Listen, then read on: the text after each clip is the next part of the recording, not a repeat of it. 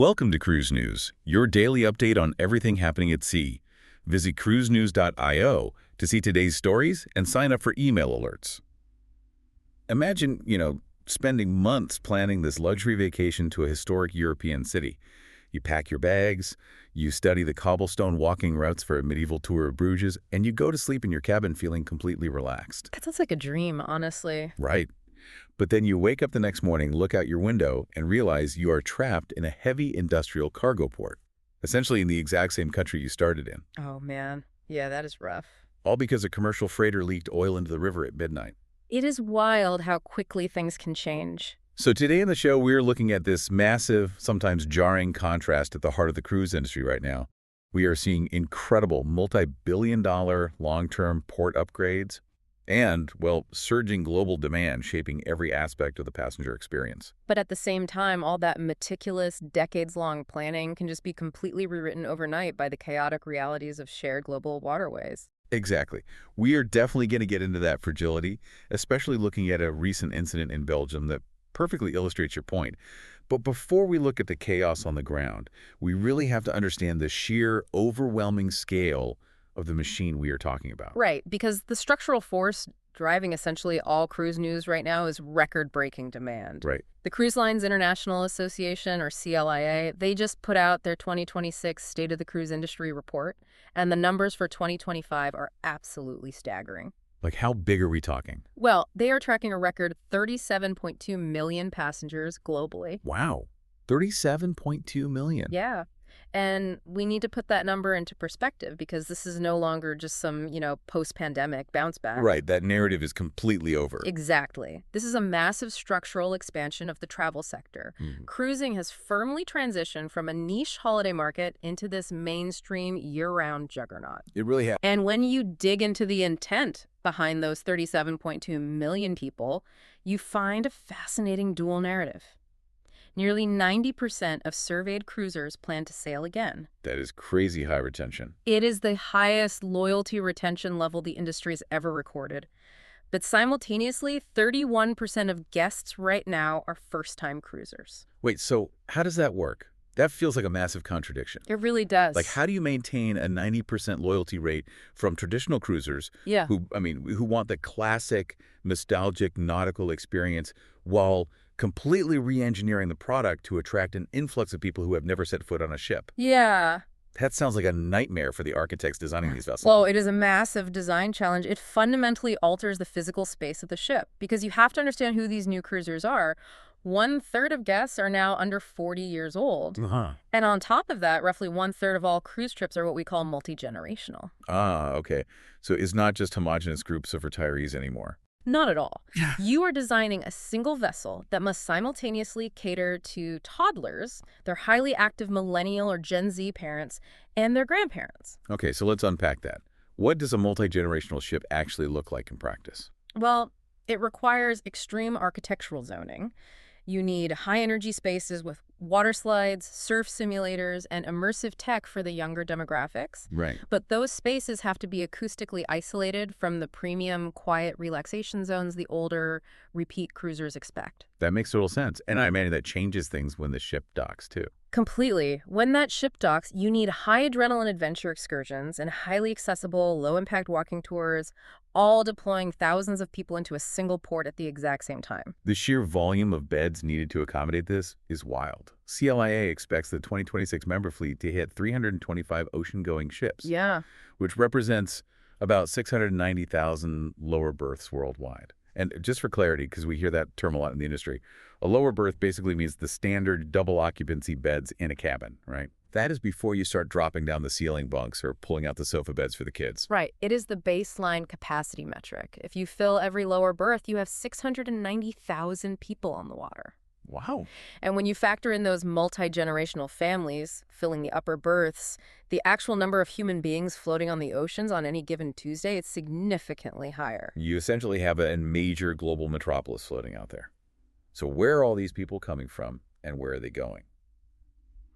The U.S. is still the absolute heavyweight, acting as the largest source market with 20.6 million passengers in 2025. Right. But China is growing the fastest, up 15.8%. As for destinations, the Caribbean, Bahamas, and Bermuda region is absorbing 43% of all global deployments. With the Mediterranean second at 15%. Yeah. And if you drill down into the micro level, the Bahamas is welcoming over 7.6 million passengers. Cozumel is seeing about 4.6 million. And over in Europe, Barcelona is managing roughly 3.5 million cruise guests. And moving that many people creates a profound economic footprint. This is why destinations are so desperate to attract these megaships despite the logistical headaches. I mean, there has to be a massive payoff. Oh, absolutely. The World Travel and Tourism Council looked at the recent economic indicators and found the cruise industry delivered $199 billion in total economic output. Wow. But the specific metric that municipal governments and port authorities care about is the direct spend. Roughly $93 billion of cruise spending reached local economies worldwide. I love that local metric because a massive global GDP number is hard to visualize, Yeah. But local spend is incredibly tangible. Exactly. The council also noted the industry supports 1.8 million jobs globally. If you do the math on that, with one full-time job created for roughly every 20 passengers, booking a cruise is almost like bringing your own personal economic staff member on vacation with you. That is a brilliant way to conceptualize it. Your ticket is paying the wages of the port handlers, the local taxi drivers, the restaurant owners in the port city, and even the agricultural workers supplying the food to the ship. In order to keep that economic engine running, the industry has to modernize its hardware. Cruise lines are pouring billions into next-generation ships with energy-efficient engines and fuel-flexible technologies. And they have a stated goal to reach net zero emissions by 2050. Yes, they do. But Bud Dar, the president and CEO of CLIA, pointed out a major flaw in that master plan, though. He noted that hitting net zero depends entirely on the build-out of global infrastructure and the availability of alternative fuels at scale. Exactly. So the cruise lines can build the most advanced ship on Earth. But if the ports they visit don't have the commercial infrastructure to supply green methanol or shore power, the ship's technology is practically useless. Which is the perfect pivot to the physical realities of the ports. You can build a magnificent, highly efficient megaship for these 37 million passengers, but you physically cannot park it at a port built in the 1990s. Right. That is exactly what is happening right now in Mexico. Older destinations are being forced into this massive modernization phase, or they're just going to be bypassed entirely. Let's look at what we are calling the Acapulco strategy. Okay. Global Ports Holding, or GPH, the world's largest cruise port operator, just locked in a 24-year concession to run and develop the Acapulco cruise port. Yeah, this development in Acapulco tells us a lot about the survival tactics of historic ports. Acapulco is historically vital to the industry. It was Mexico's very first cruise port and the undisputed anchor of the Mexican Riviera itineraries for decades. But it has been struggling lately, right? Over the last several years, it has faced intense existential pressure from newer, highly modernized ports in the region that were custom-built to handle modern megaships. So this 24-year agreement with the local port authority, Astana, is a very aggressive move to claw back those lost cruise calls. GPH expects to take over operations in the second quarter of 2026. And they are not just, slapping a fresh coat of paint on the terminal building. The redevelopment covers a massive 17,199 square meter area. Yeah, that is huge. They're entirely focused on passenger circulation and terminal efficiency. Plus, Acapulco is using public resources to build a brand new 350-meter cruise pier, which is slated to be finished in the first quarter of 2027. Specifically to handle the larger next-generation ships we were just talking about. Right. But here's where I really have to push back on this whole strategy. Yeah. GPH says they plan to curate shoreside concepts focusing on cultural heritage, natural attractions, and culinary traditions. Which all sounds lovely on paper. Exactly. But does a modern cruiser actually want historical authenticity? We just established that 31% of passengers are first-timers. And we know they're flocking in droves to highly controlled, totally sanitized private islands like Royal Caribbean's Perfect Day at Coco Cay. Can a new pier and a cultural walking tour really compete with a frictionless private island that has giant water slides and swim-up bars? It is a phenomenal question, and it gets to the core of the identity crisis facing traditional destinations today. The private island model is an absolute revenue vacuum for the cruise lines. Because they control every single dollar spent on the sand. Exactly. And passengers do love the frictionless nature of it, but older ports like Acapulco aren't trying to outwater slide Coco Cay. They are playing a completely different game based on destination diversity. What do you mean? A 7-day itinerary cannot just be a series of private islands. Consumer data shows passengers still want marquee destinations to anchor the perceived value of the trip. The issue for Acapulco wasn't that people didn't want authenticity. Okay. It was that the friction of accessing it had become unbearable. Ah, so you're saying the cultural heritage aspect only works if the basic logistics of getting off the ship aren't a nightmare. Exactly. Think of retrofitting an old port, like updating a historic 100-year-old house. The architectural bones are beautiful, and that is why people want to visit. But if the house doesn't have the electrical wiring to handle modern appliances, nobody wants to live there. That makes total sense. A 350-meter pier is the modern wiring. If a port doesn't have a pier long enough to safely moor a modern vessel, they physically cannot accommodate the 2026 fleet. They drop off the itinerary map entirely. And the emphasis on passenger circulation suddenly makes a lot more sense in that context. If you are dumping 5,000 people onto a dock at 8 a.m. and they are forced to stand in a chaotic, unorganized line in the Mexican heat just to find their tour bus, you have ruined the experience before they even see a cultural heritage site. Precisely. If it takes 2 hours to navigate the terminal, passengers will just stay on the ship, meaning the destination loses out on their share of that $93 billion in direct local spending. And the local executives know exactly what is at stake here. Mike Mora, the regional director for the Americas at GPH, explicitly stated their focus is on safety, security, and the overall passenger experience. Right. They need a seamless transition from the high-tech ship to the historic city. They are literally trying to engineer port resilience from the concrete up. Port resilience is such a fascinating term, especially because we see how incredibly fragile it actually is in practice.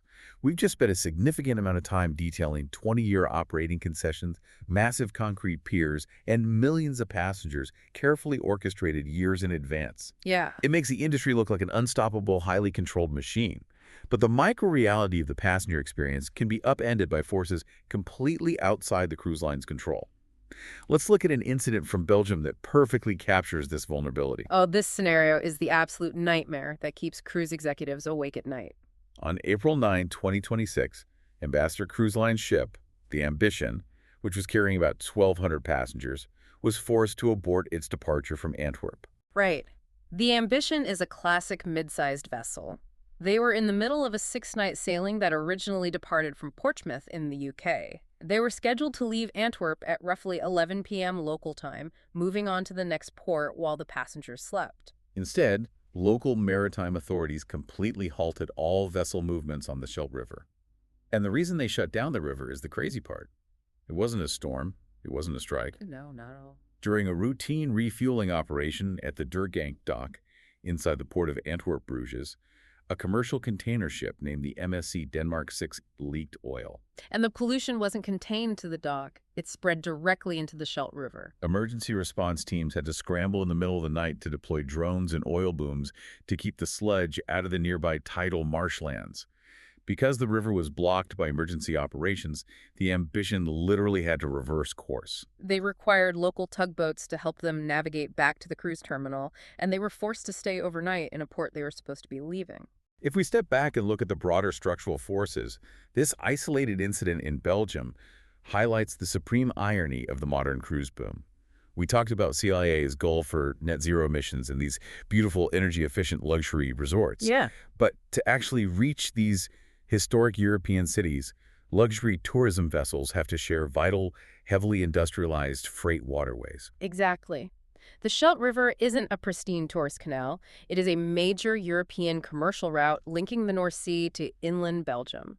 It is packed with massive cargo ships, chemical tankers, and freight operations working 24 hours a day. The contrast is just jarring. Yeah. You have a pristine white cruise ship filled with passengers expecting a high-end hospitality experience, idling right next to a rusted container ship leaking bunker fuel into the water. And the immediate impact on the passengers was severe. Ambassador Cruise Line confirmed the Ambition itself wasn't contaminated by the oil, but the itinerary was completely scrambled. Like I mentioned at the start of the show, imagine waking up packed for a very specific, highly anticipated shore excursion in Bruges, only to find the ship never moved. The revised schedule forced the cruise line to completely cancel the planned calls at Bruges and Honfleur in France. Instead, they diverted the ship for an unexpected overnight stay in Le Havre.